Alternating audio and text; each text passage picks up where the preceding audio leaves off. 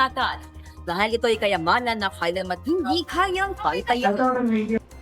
Ginanap na ngayon sa Subic Central School ang isang symposium katuwang ang DepEd sa pagtalakay sa kauna-unahang taon isinama ang adolescent pregnancy students sa feeding program. Isinagawa ang isang symposium sa Subic Central School na pinangunahan ng Department of Education bilang bahagi ng pagsusulong ng mga programa pangkalusugan sa mga mag-aaral.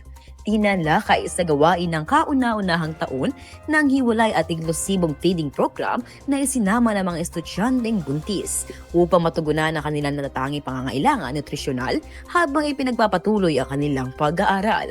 Pinangunahan ng talakayan ng tagapagsalita ng DepEd na si Michael Madamba na binigyang diin na ang pagbubuntis ay hindi hadlang sa edukasyon at hindi dahilan upang maiwan ang isang mag-aaral sa mga serbisyon dapat niyang matanggap.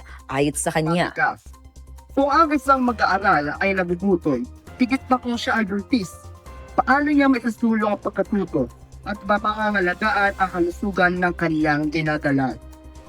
Sa pagpapalawak ng feeding program na may pondo 25.7 billion para sa 2026 at target na 4.6 milyong mag-aaral, kinikilala ng Departamento ng Edukasyon na ang edukasyon ay hindi lamang natatapos sa loob ng silid-aralan. Kaya naman, sa pagkatapos ng symposium, iginiit ng DepEd ang patuloy na pagsusulong ng mga programang inklusibo upang matiyak na walang mag-aaral ang mapag-iiwanan.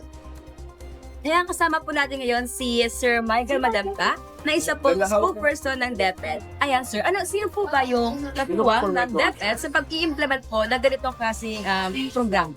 Hello, salamat manonood natin. So, ang katuwang namin sa paggawa ng edukasyon sa mga feeding program para sa mga kabaihang nagdadalang tao ay Department of Health. Kapag-ibag-unay tayo, dahil nasabi ko kanina sa forum natin, na ang DOH ang katuwang namin para sa pagbibigay ng mga libreng medisina, injection para sa mga babaeng nagdadalang tao, at maging ang mga protection, yung mga reproductive health education na ini-integrate natin sa curriculum. Sinekat lang.